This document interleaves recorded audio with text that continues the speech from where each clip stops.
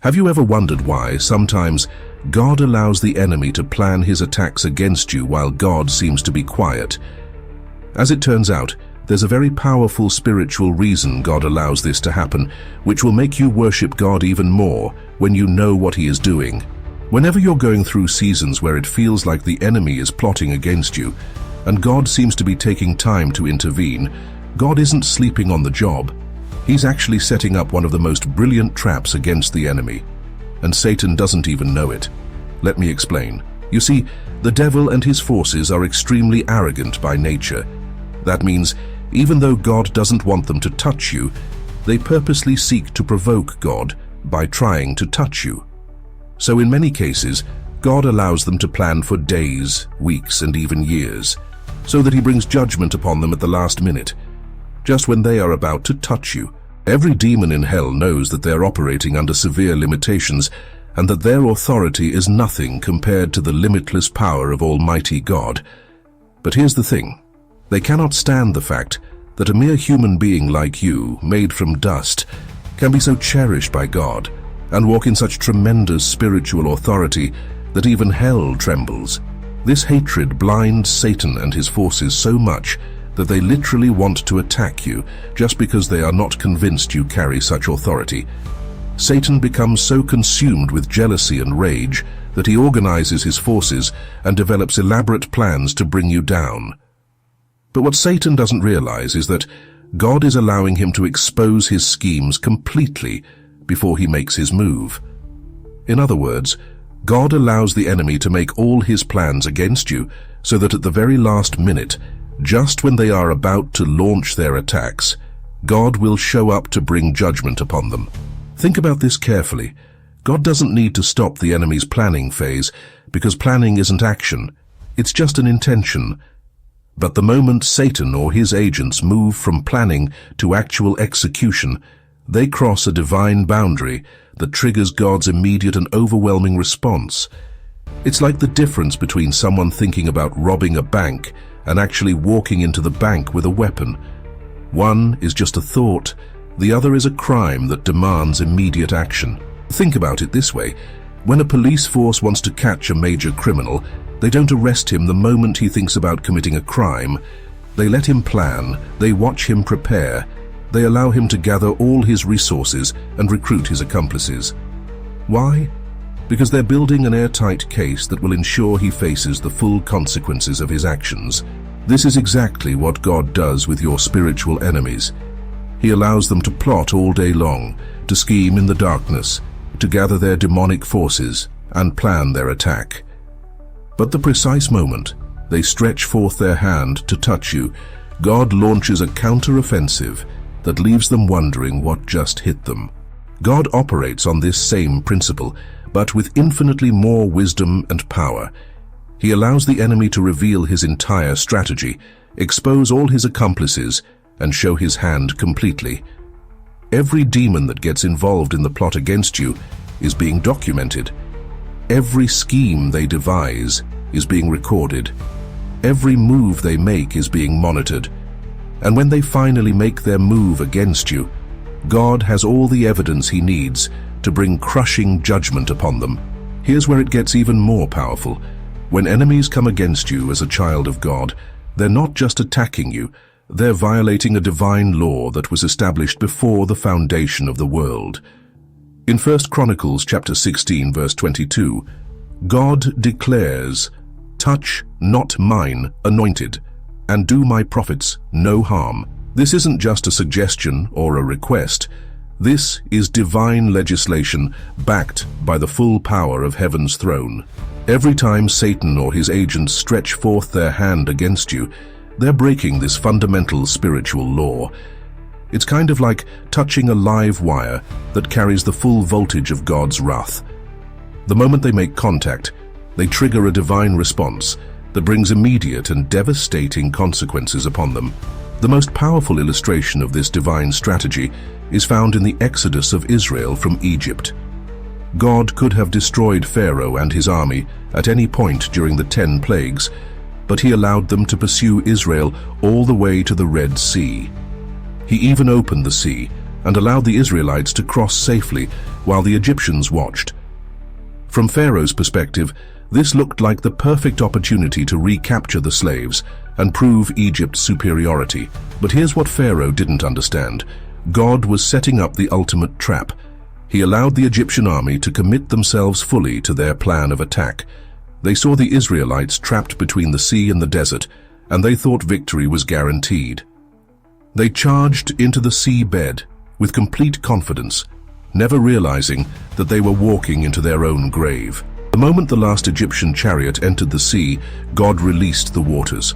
In one devastating instant, the entire army that had terrorized Israel for generations was completely destroyed. Not one soldier survived to tell the story. This wasn't just deliverance for Israel. This was total annihilation for their enemies. The Bible tells us in Exodus chapter 14 verse 28, "And the waters returned and covered the chariots and the horsemen and all the host of Pharaoh that came into the sea after them. There remained not so much as one of them. Not one survived." That's what happens when you touch God's anointed. This same principle operates in your life today. Your enemies may be planning, plotting, scheming, and preparing their attack. They may look confident. They may seem to have the upper hand. They may even make their first moves against you. But God is watching, waiting, and preparing to demonstrate why messing with His children is the worst decision anyone could ever make. When you understand that God is using the enemy's attacks as evidence to build an even stronger case for your victory, you realize that every scheme against you is actually working in your favor. The enemy thinks he's developing a strategy to destroy you, but he's actually providing God with more ammunition to bless you. God has promised to protect you, and His promises are not empty words. They're binding contracts backed by His unchanging nature and unlimited power. When He says He has your back, He means it literally. The Divine Intelligence Network is monitoring every move made against you. And the moment any enemy crosses the line, Heaven's response is swift and decisive. This is why the prophet Isaiah could boldly declare in chapter 54 verse 17, "No weapon that is formed against thee shall prosper, and every tongue that shall rise against thee in judgment thou shalt condemn. This is the heritage of the servants of the Lord, and their righteousness is of me, saith the Lord." Notice the certainty in this promise. It doesn't say maybe or possibly. It says, "No weapon shall prosper." That's a guarantee.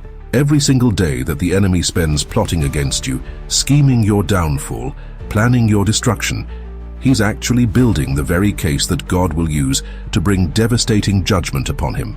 When Satan and his demonic forces dare to touch you, who is God's anointed, they're essentially signing their own judgment papers. It's like a criminal confessing their guilt while the judge is watching. God doesn't need to hunt for evidence against your enemies. They provide it themselves every time they come against you. The prophet Isaiah gives us incredible insight into this divine strategy in chapter 59 verse 19. "When the enemy shall come in like a flood, the Lord shall lift up a standard against him." Notice the word when, not if. God expects the enemy to come. He's not surprised by their attacks. In fact, He's prepared for them. When an army raises a standard, it's a call to battle, a declaration of war. So, when your enemies come against you, God doesn't just defend you. He raises His battle flag and declares war on everything that dares to oppose you. This tells us that God knows about every weapon being crafted against you, not just the obvious ones, but even those being formed in secret. The enemy can spend months or years developing their strategy, but the moment they attempt to deploy it against you, it's guaranteed to fail. But notice something powerful here. It doesn't say no weapon will be formed against you. It says no weapon that is formed against you shall prosper. God allows the formation because He's building His case. Every weapon they craft becomes evidence of their evil intent.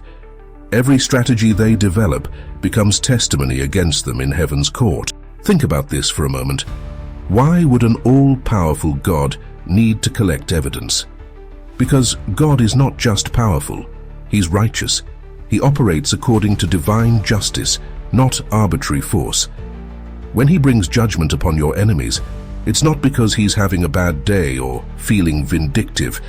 It's because they've violated his law and must face the consequences. The enemy's strategy always backfires because he doesn't understand God's heart. Satan operates from a place of rebellion and lawlessness, but God operates from a place of perfect justice and love.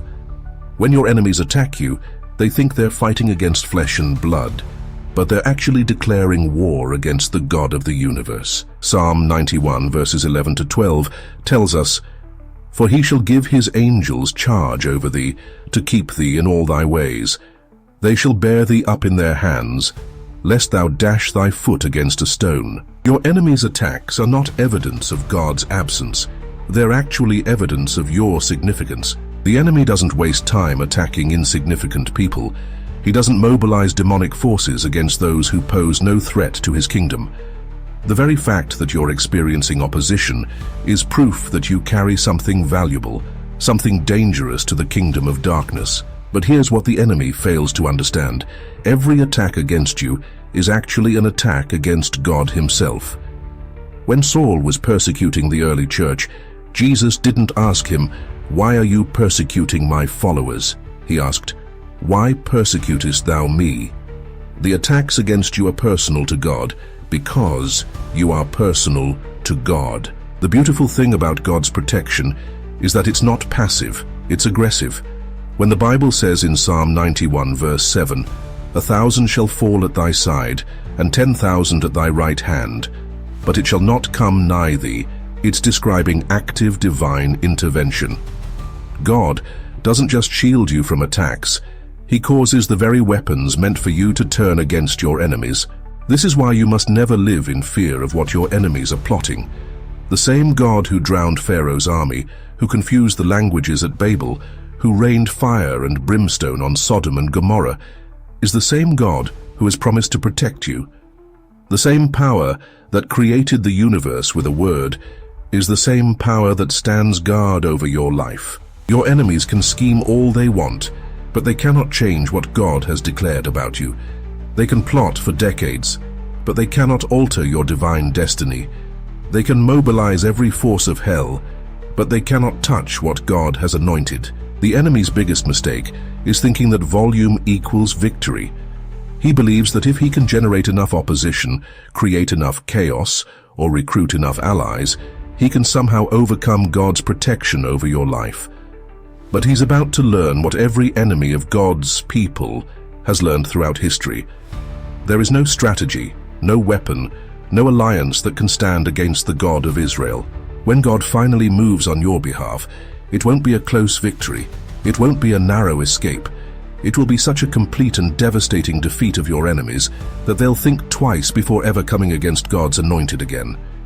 Just ask Pharaoh's army. You can't, because none of them survived to tell the story. The next time you sense the enemy plotting against you, remember this. He's not building a strategy for your destruction. He's building evidence for his own judgment. Every scheme he devises, every trap he sets, every weapon he forms is being recorded in heaven's court as testimony against him. Stand firm in the knowledge that your God is not just able to protect you. He's eager to demonstrate his power through your situation. He's waiting for the perfect moment to show the enemy and all of creation why touching his anointed is the worst mistake anyone could ever make. So there you have it. Thank you for watching. If you love our videos, please feel free to subscribe to our YouTube channel.